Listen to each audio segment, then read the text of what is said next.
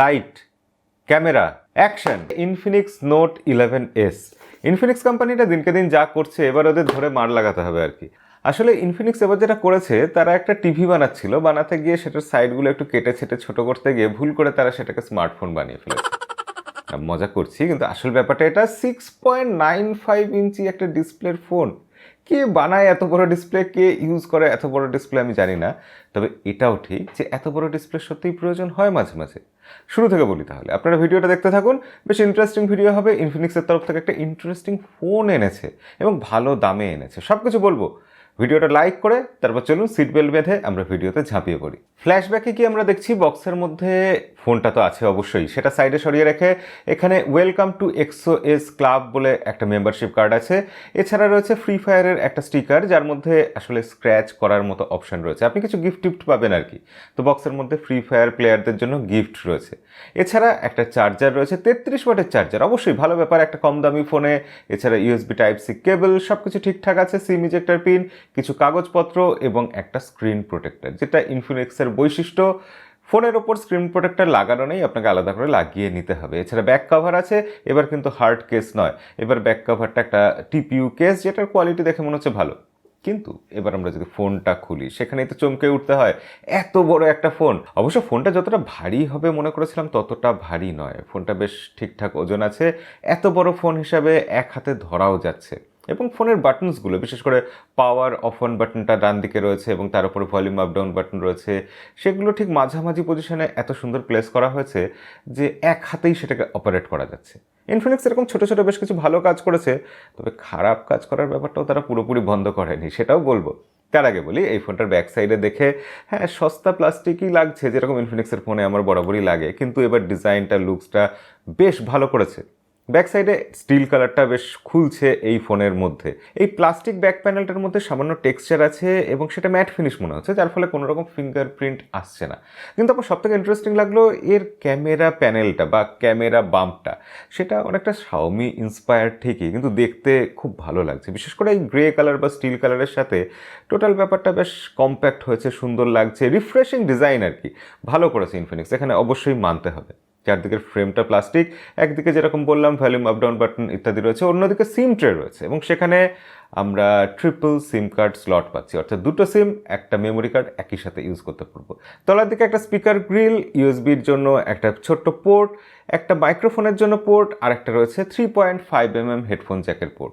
সব কিছু ভালো না, এতটাও ভালো নয়। উপর দিকে সেকেন্ডারি নয়েজ ক্যান্সেলেশন মাইক নেই। মানে এইরকম ছোট্ট একটা কস্ট কাটিং করে পয়সা বাঁচায়। মানে এই ফোনটার দাম ইন্ডিয়াতে রাখা হয়েছে 4GB 64GB ভেরিয়েন্ট 12,000 রুপি। 12,100 টাকা দাম নিয়ে নিতে পারতো, তাতে অসুবিধা কী ছিল? কিন্তু সেকেন্ডারি নয়েজ ক্যান্সেলেশন মাইক এত বড় ফোনে থাকাটা খুব জরুরি ছিল আমার মনে হয়। হ্যাঁ, এবার বড় ডিসপ্লেটার ব্যাপারে আমরা চলে আসবো। এখানে 6.95 ইঞ্চি যে বিশাল বড় ডিসপ্লেটা, সেটা কিন্তু অ্যামোলেড নয়, অবভিয়াসলি আইপিএস এলসিডি প্যানেল, তবে 120 হার্টজের ডিসপ্লে, 480 নিট স্পিক ব্রাইটনেস আছে। ডিসপ্লের কোয়ালিটি ওভারঅল খুব একটা খারাপ নয় এবং ফিঙ্গারপ্রিন্ট সেন্সর যেটা সাইডে আছে সেটাও বেশ ভালোই কাজ করছে, সেটা নিয়েও কিছু কমপ্লেন করার নেই। তো ইনফিনিক্স বাইরের দিক দিয়ে ফোনটা যদি আমরা দেখতে চাই তাহলে বেশ ভালোই কাজ করেছে। আর ভিতর দিকে সেখানেও আমি বলবো খুব একটা খারাপ কিছু তারা কিন্তু করেনি। 5000 mAh ব্যাটারি দিয়েছে, 33 ওয়াটের ফাস্ট চার্জার দিয়েছে। এত কম দামি ফোনে হ্যাঁ ইনফিনিক্স রীতিমতো কম্পিটিশন করতে পারছে রিয়েলমি 8i আর রেডমি 10 প্রাইমের সাথে। বরং কিছু ক্ষেত্রে তারা কম্পিটিটরদের থেকে এগিয়ে যাচ্ছে। যেমন এখানে প্রসেসর দেওয়া হচ্ছে মিডিয়াটেকের হিলিও G96 প্রসেসর এবং সেই প্রসেসরটা বেশ ভালো পারফর্ম করেছে। ইনফিনিক্স এই ফোনটাকে প্লেস করেছে একটা গেমিং ফোন হিসাবে, তাই তো ফ্রি ফায়ারের সাথে টাই আপ করেছে। কিন্তু গেমিং ফোন হিসাবে এই ফোনের পারফরমেন্স আমি বলবো ঠিকঠাক।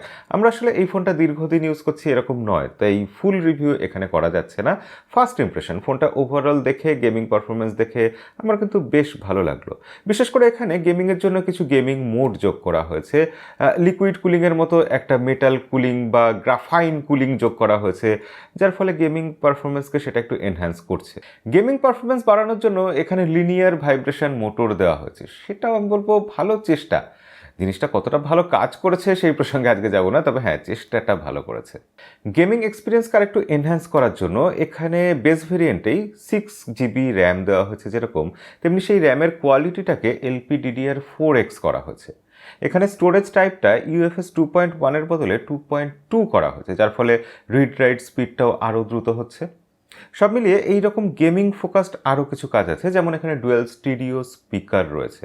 দুটো স্পিকার এই বাজেট সেগমেন্টে আমরা জানি সেটা খুব একটা কাজের নয়, গিমিকই বেশিরভাগ হয়। তো এখানে সিঙ্গেল স্পিকার ধরে যদি আমরা এগোই তাহলে বলবো যে হ্যাঁ, স্পিকারের কোয়ালিটি ঠিকঠাকই আছে।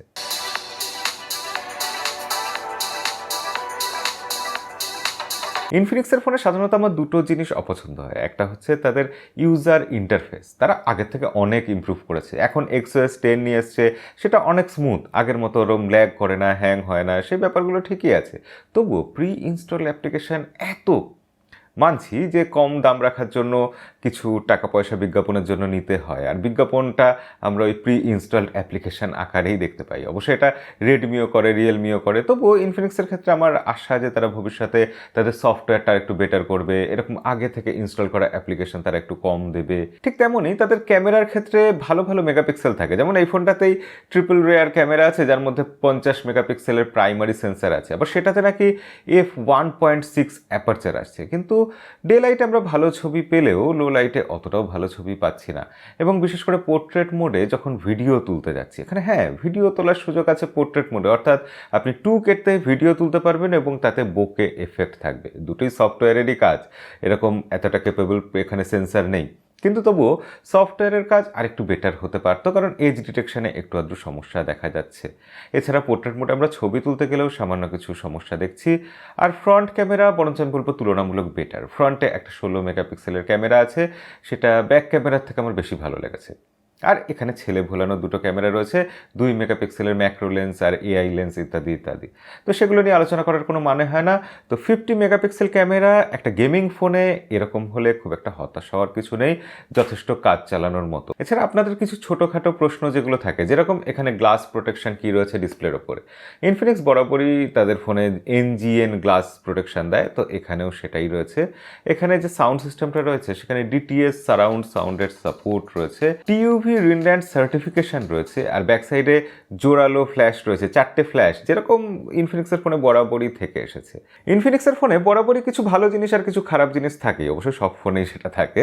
তবে এই ফোনটার ক্ষেত্রে একটু ভালোর পাল্লাটাই বেশি মনে হচ্ছে, কারণ এই ফোনটার দামটা খুব অ্যাট্রাকটিভ লেগেছে আমার। যেটা 6GB 64GB ভার্সন সেটা 12,000 ইন্ডিয়ান রুপিতে লঞ্চ হয়েছে, আর তার ওপরে যেটা 8GB 128GB ভার্সন সেটা 14,000 ইন্ডিয়ান রুপিতে লঞ্চ হয়েছে। সেক্ষেত্রে আমি বলবো যে শাওমির ফোনের থেকে, রিয়েলমির ফোনের থেকে ইনফিনিক্স কোথাও গিয়ে অন্তত কম যাচ্ছে না। তো এই ফোনটা একটা ভালো ফোন। বাংলাদেশে যখন যায় আপনারা জানেন ইনফিনিক্সের ফোন অনেক কম দামে লঞ্চ হয়, তো সেক্ষেত্রে এটা বেশ ভালো বিকল্প, ভালো ভ্যালু ফর মানি একটা ফোন হতে পারে আপনার জন্য। তো আজকের ভিডিও এই অবধি। কেমন লাগলো ভিডিও সেটা লাইক করে সাবস্ক্রাইব করে জানানোটা আপনার কর্তব্য, কারণ আমি অনুরোধ করছি যে অবশ্যই জানাবেন। দেখা হবে পরের ভিডিওতে। আজকের মতো বিদায়।